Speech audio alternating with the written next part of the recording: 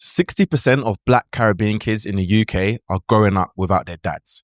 And that's not just a stat, it's a crisis. I grew up with friends that never knew their fathers. And today, some of them are in prison, some of them are thriving. And all in all, it made me ask, what role does a dad really play in someone's life? Over the past 15 years, community leaders, social experts have pretty much raised alarm bells about something, and it is the missing dad. And it's especially deep in Black Britain. So in this video, I basically want to dive deep into the data while giving my personal opinion on 3 specific things. Number 1 is, why is fatherlessness so high in our communities? Number 2, what's the actual impact of not having your father at home? And number 3, is it just the men's fault? Because I know some people are going to say, it's all the men. But hey, we never know. So I'm going to get into this. I'm going to be looking at my screen a little bit here and there, but I want to kind of really break this down. And the first real thing is just to kind of get the numbers out the way, because the numbers are important. The numbers are going to kind of lay the framework for what we're going to talk about. So 63% of Black Caribbean households, are lone parent households. Just bear that in mind. Now, when we look at Black African, it's 43%. And when we look at mixed white and Black Caribbean, it's 41%. This is in contrast to Indian kids at only 6%, and the UK average being 22%. So that means that Black children are either 2 or 3 times more likely to grow up without their father. That is a damning statistic. That's a very worrying statistic. And a personal anecdote, I grew up in a household without my dad. But obviously, me and my dad had a very friendly relationship, quite close. I grew up with him around. He just didn't live in my house. I was born in separation, but I know my dad. I see my dad. I was with him like 2 weeks ago. So like me and my dad grew up together. But you know, he didn't live with me. You know, he wasn't an authority in my household, and that definitely played a role. I can't tell you what that played because I lived it. I don't know. I can't quite pinpoint how it felt or what it was like, but I know it must have played a role in my childhood, like in me growing up. So those numbers alone are scary, because that means that over half of all Caribbean kids don't have a dad in the house, and obviously 40% of African kids. Now, obviously the data, and I know the comments are coming. Oh, but what about Nigerians, or what about Ghana? I don't know. The data doesn't separate it by which African country. So before you start crying, it just says Black African. And I will put all the sources in the description, as I always do. Okay, so that's a bit worrying. Another thing is that a study by the CSJ found that there are like deep pockets. There's like very deep pockets of areas where they call men deserts, where there's just no fathers. And these are like inner city places in London, Liverpool, Manchester, Birmingham. It's usually in the major cities where there's obviously inner cities, and that's usually where the Black people are the most. Hence why, you know, they call them men deserts. And it's a little bit worrying, to be honest. But what we need to understand is this is not just statistics. These are neighborhoods, these are areas, these are streets, these are places where people live, and they're living in an area in which there are no men to help raise the children. And we question the lawlessness of some of the kids around us. Well, there's obviously reasons for that, right? So the next thing I kind of want to touch on is, on a personal opinion, like how this may be playing a role. And I will get into more details on that. But from a personal viewpoint, I think that when we have such a high amount of kids that grow up without their dads, they are missing out on basic things, like basic discipline. You know, there is I always say it, I've said it in previous videos, there is a difference when you're a child and you're disciplined by a man versus a woman. And I'm not saying that there's anything wrong with a woman's discipline, but I'm saying that there's a different bass in a voice when someone's telling you off. You know, there's a different fear factor when your mum's telling you off versus your dad. And I never actually experienced it because my dad never told me off. And I don't know if it was maybe he felt he didn't have the authority to, because he wasn't in my house 24 hours a day. But I never got scolded by my dad. And if I did it, I can't remember. I can't vividly remember ever like him telling me off. So I do think that when we talk about how lawless these kids can be, and they're carrying knives and they don't have any respect, majority of it is because they've never had someone put their foot down in the household who they are afraid of and who can lay down the law. That's just the reality of it. Okay, so now we have to think about the consequences for children, right? And I'm going to talk more about the educational side, but statistically across the board, right, kids that grow up in single parent households, generally, this is a generalization, they usually score lower when it comes to academics. Now, I buck that trend because I'm quite good in school, or I was quite good in school. But generally speaking, we see that kids who are in lone parent households, they tend to fail in school, or they don't do as well as kids who come from two parent households. And I can understand why. We'll get into the details of that in a second. And obviously, we know through one of my last videos, Black Caribbean boys face the highest exclusion rates. So let's just look at it from a world view, or a bird's eye view. 63% of Black Caribbean kids don't have dads in the household, and they also have the highest exclusion rates in school. All right. It doesn't take a scientist to work out what the hell is going wrong.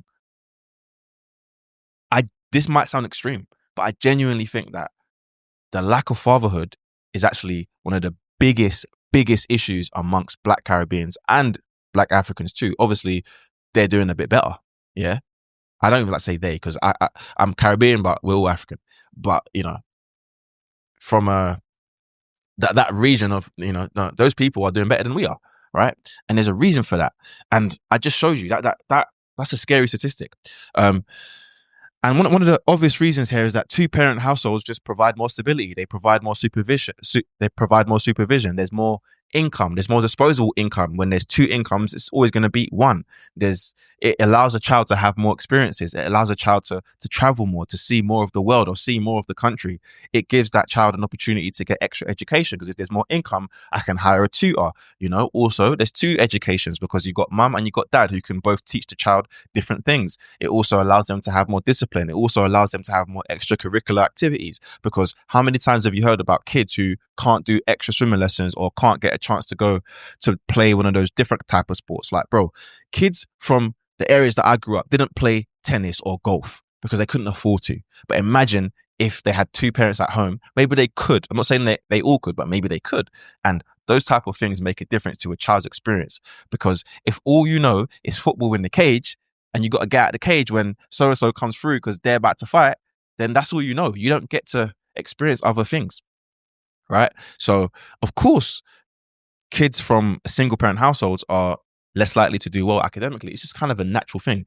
And then the next point is crime and gang involvement, which, again, I don't know for sure, but everyone that I know who didn't grow up with a dad in the house, most of them went to prison.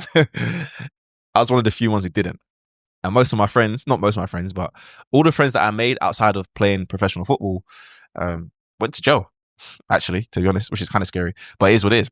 So 76% of young men in prison grew up fatherless. 76. All right, so that's 3/4 of the prison population. Yeah, male prison the male prison population grew up without a dad. Okay, now obviously it's not that if you grow up with a dad you end up in jail. It's just we're looking at correlations, we're not looking at causations. Obviously, it kind of goes without saying. And there's been some research that pretty much concluded that they found that a lot of men who grew up without dads, they end up turning to gangs in order to fill that emotional void. Now, most gang members probably won't articulate it that way, because they're probably not even in touch with that side of their emotions, and they may not see it that way. But 9 times out of 10, it comes from a place of that emotional bond is missing. That authority figure is missing. So if you're a young kid in Southeast London and you've got elders, and the elders are looking after you and they're giving you money and they're giving you drugs and they're giving you so-and-so, and your dad ain't doing nothing, then who do you look for to fill that authority position in your life? The gang member. So when we talk about all these issues, one of the things that people don't really bang on about enough is how basically Caribbean dads are failing. And it's just a reality, and it kind of boils my blood a little bit. And yeah, a lot of the knife crime, the youth violence is linked to that lack of parental presence. And I'm someone that I'm always like, yo, a lot of this stuff is down to the parents not really doing well. And I used to be of the motion that, if it's a single household, it's the mum's fault. But I realized it's not fair to say that. And the reason it's not fair to say that is mainly because the mum's doing all she can, and she's only one person. And you don't know what that kid's doing when they leave the house. But when you have two, you just increase the chances of that child being more successful. It's just the reality. So when you look at that and you now pair it with mental health, which again in the Black community is sometimes it's a bit of a taboo subject. I think it's getting more accepted now, but we look at the mental health statistics, data, yeah, because and I know data isn't everything, but we have to read between the lines. We see that kids that grow up without dads, there's increased chance of depression, anxiety, and identity issues. And I can understand that, because if you don't have that role model, you don't have that person that looks like you, of course you question your own identity. I think that's a natural thing.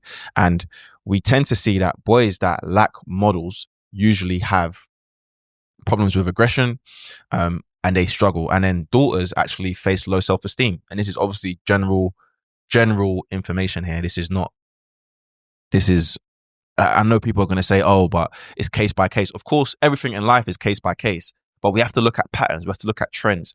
And that's kind of, that's the reality. Now, I can only say from my standpoint, even though my dad didn't grow up in the same house as me, I never personally felt like, I never felt like I had any identity issues, or I never felt a lack of confidence. Everyone that knows me would say Jab was super confident, always smiling. But then when I think to my childhood and mainly secondary school, because that's where I remember the most, when I think about kids who struggled, or maybe they were a bit weird, or they were a bit mute, or they weren't socially cool, maybe a lot of them did suffer with some of these things. I can't say this for sure, but maybe that's what happened. And then we then move into the poverty and the life chances, right? What are the economic and social impacts of dads not being around? We know that 43% of kids in single parent homes live in poverty versus 26% in two parent homes. That is a stark contrast. So if we know that 63% of Black Caribbean kids live in a single parent household, and we know that 43% of kids in single parent households live in poverty, then we pretty much know that almost half of those 63% of kids are pretty much living in poverty, which is crazy. It's actually crazy when you think about it. That's scary numbers we're talking about when we look at the totality of what we're going through and what we're putting our children through as a community. And a lot of us don't want to look up to this. A lot of us don't want to have this conversation. And sometimes I don't understand why. I don't understand why, because we have to have this conversation. There's a reason why it's happening, right?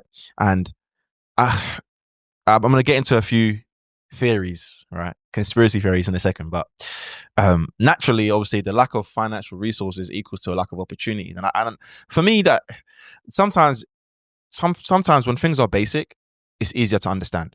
And that's the most basic thing you can say. So it should be easy for everyone to understand that these kids, sometimes we blame the kids, but we got to start blaming the older men that are popping out kids left, right, and center.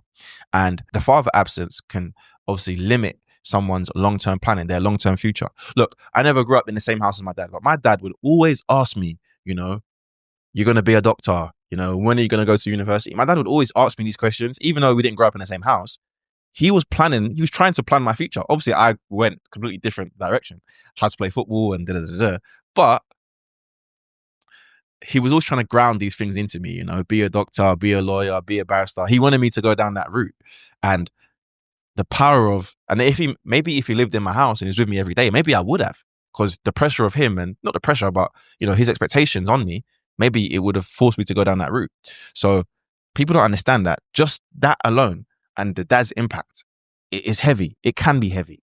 And then the problem then lies that, and then the problem after this, it now becomes an intergenerational thing. It becomes generation after generation have this same curse, because basically when you grow up in a single parent household, obviously your chances in life generally decrease. Obviously we're generalizing.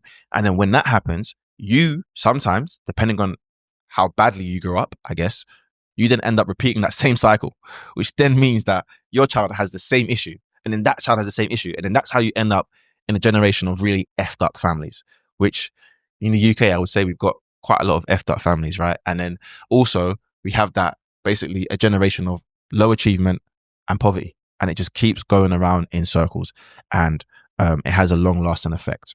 So with that being said, there's still more here.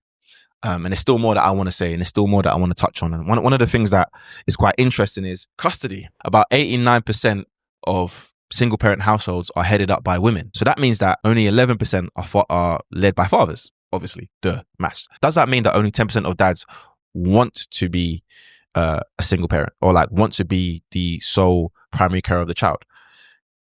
Now, this is where we're going to argue a little bit because I'm going to say no. I don't personally know a lot of men that have gone through this, but I know that there are men who have tried and fought tooth and nail to actually be the primary carer for their child. But again, I believe about 87% of court cases usually favor the woman. And there's a great podcast out there. I recommend everyone give it a watch, the Baby Fathers podcast. And there are many cases where the woman is actually not capable of being a mother. And I'm not blaming women. I grew up in a single parent household with a mother. But what I'm saying is the court favors women 9 times out of 10. And I understand why, you carried a child for 9 months, you give birth. I get all of that and I agree. But there are some cases in which some women are actually not capable of looking after the child or giving the child the best possible outcome. So that 11%, although it's true, if we look at it with some nuance, we could say that if the courts were a bit more balanced, it may not be that way. Maybe, because there are some men that spend a lot of money to try and get custody of their child in court and they lose. And I understand the courts tend to favor women. That's just the way it is. And that's the reality of it. So you have to bear that in mind when you're popping out these kids, boy. Bear that in mind. But then also another interesting statistic that I found was that about 80% of the arrangements are made privately and not by courts. But the reason that happens is because some men don't want to go to court. They ain't got the finances to go to court. Or when they do go to court, they know they're going to lose. So they try to work it out. And it's interesting. I before doing my research for this video, I thought that like 50-50 childcare was like a common thing for people that get divorced or people that break up. But only about 17% of families actually have 50-50 care, where the child goes to the dad for 3 or 4 days and the mum for 3 or 4 days. And I did not know that. But yeah, that's kind of crazy to me. And they say there's an estimated 1 million kids who have little to no contact with their dad at all. So it's clear to me the courts are biased, but they have reason to be biased. On the flip side, I would say that the dads, if there's more that they can do to try and get custody, they should do it. Do men actually want to have custody? Do men want to be the sole carer? I think it's a nuanced topic. And the way that I see it is, I think if you're a man and you decide to become a single dad, you kind of give up a little bit of agency. But I don't see that being an issue, because for me, for a woman, it's harder. And the reason I say it's harder is because when you become a single mum, it affects your ability to date again. It affects your ability to remarry, unless you get a bit older. I think if you're a single mum in your late 20s, early 30s, there's a lot of men that don't date single mothers. Like on a personal level, I personally would find it quite difficult to date a single mother. It's just my personal preference. I want to date someone who doesn't have kids because I don't have kids. So, but for a guy, I feel like women would be more accepting. They would be more accepting of a man with a child versus a man being more accepting of a woman with a child. That's my personal opinion. You may disagree. Please leave it in the comments. But that's what I think. I could be wrong, but that's what I think. What we need to look at now is like, why is this happening? And there is no direct answer. I never believe there's always one answer, but there's a few things we have to look at. And one of the things that is very clear, and this is a common theme amongst all the videos that I've done recently, is that Black men are economically marginalized, right? They face higher unemployment. They face lower job stability. So the financial stress usually equals to financial breakdown. One of the biggest reasons people get divorced is due to finances, right? So that tells you something. And obviously we know that if Black men struggle financially, then obviously the financial stresses lead into the relationship, which then ends the relationship. Quite simple. Another thing is Black Caribbean men, we tend to have lower marriage rates. And then a lot of these children are actually born into single motherhood. And there is a bit too much of a cultural acceptance of single motherhood and non-marital parenting, which now I'm going to get into what I wanted to say. Men, we got to stop popping out these kids left, right, and center. Yeah, I'm going to listen, my brothers, my guys, my boys. Yeah, if you're not ready to have a ute, don't have a ute. There are condoms out there for a reason. Check the girls on the pill. She ain't got a pill, give her a pill. Yeah, go to the pharmacy, get it for her if you have to. Yeah, do what you need to do. Be smart. It takes 2 to tango, yes, but your juices is your juices. Your seed is your seed. Yeah, and you need to know where you're putting your seed. At the end of the day, no one is forcing you. Well, in most cases, obviously some people are forced. That's a different story. But no one is forcing you, my guy. So please, why are you popping out youths? Why are so many Black Caribbean men? And I know it's a thing. Now I'm Caribbean. I understand. Our culture. We love women. We love gal. I love gal too. Don't get it twisted. But I'm a smart man, innit? Like, I don't have kids for a reason, because I know that's not where I'm not ready to do that yet. When I'm ready, I'm gonna put my whole life into it. I'm gonna make sure I do it right. I do it properly. But we got to teach our brothers some sexual discipline. And that's one of the biggest things that these men ain't been taught. The amount of girls that I chat to and I ask them about their dads, and their dad's got 9 utes and 10 utes and 11 utes. Like, come on. And then you're wondering why you ain't got money. Kids ain't cheap. So if you got 20 kids, of course you ain't going to have money. Then you ain't going to be able to maintain a relationship because the financial stress is too much. Men, you got to strap up, bro. It might not feel as good and whatever. You got to do it. And it really blows my mind, yeah, when men that ain't even got bread are having kids. So I'm going to just say it one last time. If you ain't got no bread, yeah, strap up. Stop flinging your things out there and look after yourself. Get yourself right first. You can have kids later. People having kids a lot later these days anyway. Early 30s kind of thing. Do that. It don't matter. Why are you in a rush? There's gal everywhere. Take your time. Look after yourself. And then when the time's right, like I'm 29, yeah? Yeah? No use, nothing. But I know that in the next 6 years, if I am going to have them, it will be in the next 6 years. But I'm focusing on myself. I'm putting money away. I've got my own house. I've got property. I'm looking after myself. I'm traveling. I'm in Thailand right now. Like, I'm doing all the things I want to do before I bring a child into this world. And when that time's right, and I found the right person as well, because the woman that you pick is vital, when that all comes together, I'll have my children and I'll be ready, and I'll be a much better dad than I could be if I did it right now. I probably could be a good dad now, but I'll be better. Anyway, let's keep moving, man. Black men in general represent about 12% of the prison population in the UK, but we only represent 3% of the overall population. So we are overrepresented in the prison population, which is a problem. And then obviously that takes men out of the home. I mean, that kind of goes without saying. Again, there's a lot of people that I know where their dads are in jail. Their dads are in jail. Their dad can't be there. So even if their dad wants to be there, they can't be there. And then that jail side is obviously linked to low income. Again, everything goes in cycles. The last real bit here that I want to talk about is a lot of men and a lot of fathers feel that the system alienates them. So it kind of, by default, the mothers are kind of the primary caregivers. So they don't trust the system, they don't believe in the system, and they don't believe that they'll ever be the primary carer. So they don't even try in court. I think that's a backward way to think, but I understand why that is. And then the gender norms are pretty much dominating the parent in expectations, which is why if we break up, we automatically assume that the mother's going to take the child. But what if I want to take the child? Okay. But because some men are so worried about the system, they don't try. That's wrong. You should just try. And I know I'm talking from a position of, well, I don't have kids and I've never experienced it. I get that, but I don't need to experience it to have an opinion. Try. Why not? And, on my notes here, I've got what needs to change. And I've got all these things: policies, justice reform, better employment and education for black men, promote positive black fatherhood in media and schools. But you know what I just think? And I'm a man, right? I think, I'm going to say the statistic one more time. Black Caribbean men, yeah, 63% of our kids do not have dads in the household. I'm going to say it one more time. All of that shit don't matter. We got enough opportunity now to make something of yourself.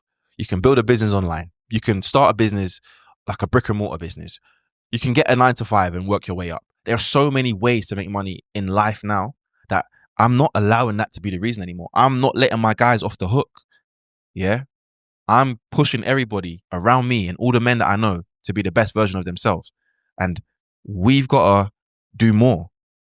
If you're a black man and you're not in touch with your child, bro, go do something about it and make it happen, because that is a scary, scary statistic. 3 times the national average. We got to do something about that. What needs to change is that men need to step up. We've all got to step up, even the men without kids, because we know men that got kids, and we've got to tell them, yo, we got to have those uncomfortable conversations to get them to step up. All right. And the reality is, look, if we want to lift up the next generation, it's not just school or jobs. We've got to fix the family. And we've got to have an honest conversation about fatherhood and what we got to do to basically bring it back and make it important. It has to be important. Like, being a father needs to be the proudest fucking thing you ever have in your life. And I think when men treat it with that level of importance, that 63% will change. That 40% in the Black African household will change, because that is double and triple the national average. And it's a fucking damning shitty statistic to even say. It's crap and it's not right. And we got to do something about it, man. Anyway, I know that was a bit of a ranty video,